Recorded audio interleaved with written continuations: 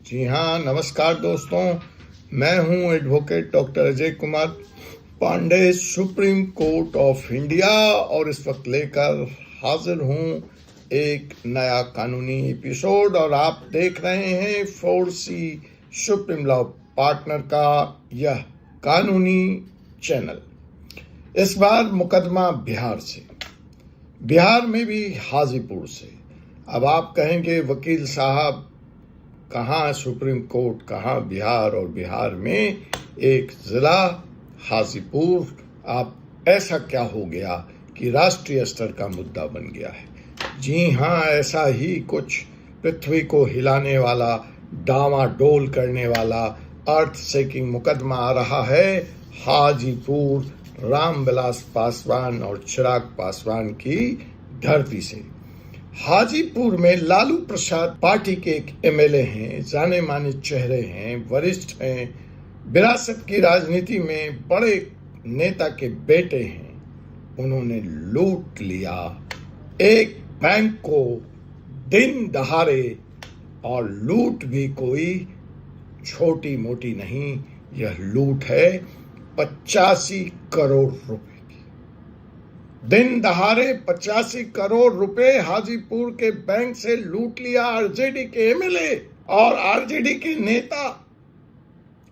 और दूसरे लोग बिहार में कानून व्यवस्था की बात करते हैं। मैं समर्थन नहीं कर रहा कि बिहार की कानून व्यवस्था या कोई सर्टिफिकेट नहीं दे रहा, लेकिन वो लूट है। इस लूट का क्या करें? 85 करोड़ 100 करोड़ रुपए लूट लिए गए, और इसका खुलासा हुआ जब ईडी इन्फोर्समेंट डायरेक्टरेट ने छापा मारा। और कौन है यह व्यक्ति? आरजेडी का बड़ा बाहुबली एमएलए। क्या आप जानना चाहेंगे उसका नाम? तो उनका नाम है आलोक मेहता। तो जनाब, मैं हूं advocate doctor Ajay Kumar Pandey, supreme court अधिवक्ता और आपका भरोसेमंद कानूनी साथी। आज मैं आपको बताने जा रहा हूं इस एपिसोड में एक ऐसे घोटाले के बारे में जिसने पूरे बिहार की राजनीति और बैंकिंग सिस्टम को इस वक्त हिला कर रखा हुआ है। क्या आपने कभी सुना है कि किसी कोऑपरेटिव बैंक से एक झटके में 85 करोड़ रुपए उड़ा दिए गए दिन में? और उसमें एमएलए का सीधा हाथ है। जी हाँ, यह मामला है आरजेडी विधायक आलोक कुमार मेहता का, और अब तक इस मामले में ईडी 4 गिरफ्तारियां भी कर चुकी है। तो आइए इस पूरे केस को हम समझते हैं राजनीति की नजर से नहीं, कानून की नजर से, और जानते हैं आखिर में कि सच्चाई क्या है। तो जनाब, आइए इस केस की शुरुआत होती है वैशाली शहरी विकास कोऑपरेटिव बैंक से, जहां 85 करोड़ रुपए का गबन हुआ। और इस बैंक के प्रमोटर हैं आरजेडी के विधायक आलोक कुमार मेहता, जो कि लालू सरकार में राजस्व और भूमि सुधार मंत्री भी रह चुके हैं। 10 जनवरी 2025 को ईडी ने आलोक मेहता और उनसे जुड़े कई ठिकानों पर एक साथ जबरदस्त छापेमारी की कार्रवाई करी। 12 जनवरी को ईडी ने इस मामले में 4 लोगों को गिरफ्तार किया।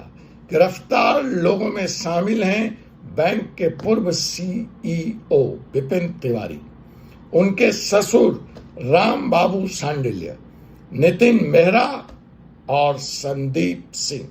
इन सभी को पीएमएलए कोर्ट ने जुडिशियल कस्टडी में भेज दिया। अब सवाल उठता है, घोटाला हुआ कैसे? ईडी के मुताबिक 400 से ज्यादा फर्जी बैंक अकाउंट खोले गए और उसमें लोन दे दिया गया। इन लोन के लिए फर्जी वेयर हाउस के रसीट्स दिखाए गए। बिना किसी ठोस जमानत के करोड़ों रुपए निकाल लिए गए जनता के गाढ़ी कमाई के। इस पूरे प्रकरण में मेहता जी की भूमिका स्पष्ट है, मिलीभगत स्पष्ट है कि ये पूरा प्रकरण आलोक मेहता और उनके सहयोगियों ने मिलकर रचा। बैंक के कर्मचारी, निजी लोग जिनके अकाउंट्स में यह पैसा गया, सभी ने प्रोसीड्स ऑफ क्राइम में कोई ना कोई भूमिका निभाई है। आरबीआई ने जब बैंक का ऑडिट किया तो फंड्स के डाइवर्जन की पुष्टि हो गई। अब बात करते हैं यह केस कानूनी रूप से कितना गंभीर बन जाता है। क्या यह आलोक मेहता और उनके सहयोगियों पर कोई ठोस कार्रवाई संभव करा पाएगा? क्या कानून का शिकंजा आलोक मेहता आरजेडी एमएलए पर और पूर्व मंत्री बिहार सरकार पर कसेगा? देखिए, जो आरोप लगा है और जिन धाराओं में मामला दर्ज किया गया है, उन धाराओं को पीएमएलए के हिसाब से बहुत गंभीर और संगीन माना जाता है। इस मामले में दोष सिद्ध होने पर उनको 7 साल से लेकर आजीवन कारावास की सजा हो सकती है।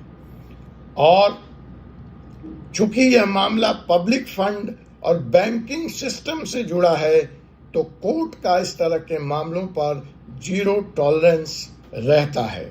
ईडी को इस केस को आगे बढ़ाने के लिए सिर्फ फर्जी दस्तावेज से काम नहीं चलेगा, बल्कि उसको पूरा बैंकिंग ट्रेल, डिजिटल ट्रांजैक्शन और गवाहों की भी जरूरत होगी। इस केस का भविष्य कोर्ट की निगरानी और सबूतों की मजबूती पर निर्भर करेगा, क्योंकि सामने लड़ने वाला कोई छोटा मोटा आदमी नहीं है। बिहार सरकार का पूर्व मंत्री है और वर्तमान एमएलए है। अब इस मामले को लेकर राजनीतिक बयानबाजी भी शुरू हो गई है। मेरे मित्र और आरजेडी के प्रवक्ता मृत्युंजय तिवारी कहते हैं, ईडी, सीबीआई और आईटी का इस्तेमाल बीजेपी हमारे नेताओं के खिलाफ कर रही है। दिल्ली वाले डर गए हैं आरजेडी से।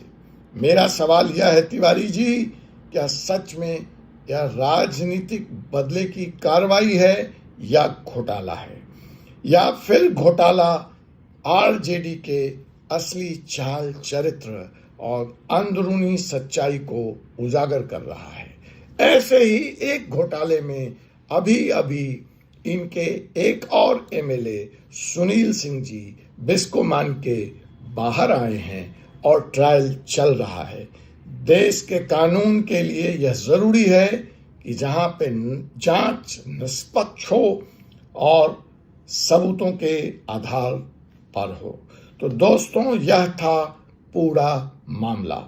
एक कोऑपरेटिव बैंक, एक विधायक, एक पूर्व मंत्री, 85 करोड़ का घोटाला, ईडी की रेड और गिरफ्तारी। हम इस केस पर नजर बनाए रखेंगे और आप अगर चाहते हैं कि ऐसे घोटालों पर कानूनी शिकंजा कसे और आप चाहते हैं कि कोई भी नेता कानून से ऊपर ना हो, तो इस वीडियो को लाइक करें, कमेंट करके बताएं कि ऐसे लोगों को क्या सजा मिलनी चाहिए, और सब्सक्राइब करें हमारे चैनल फोर्स दी सुप्रीम लॉ को।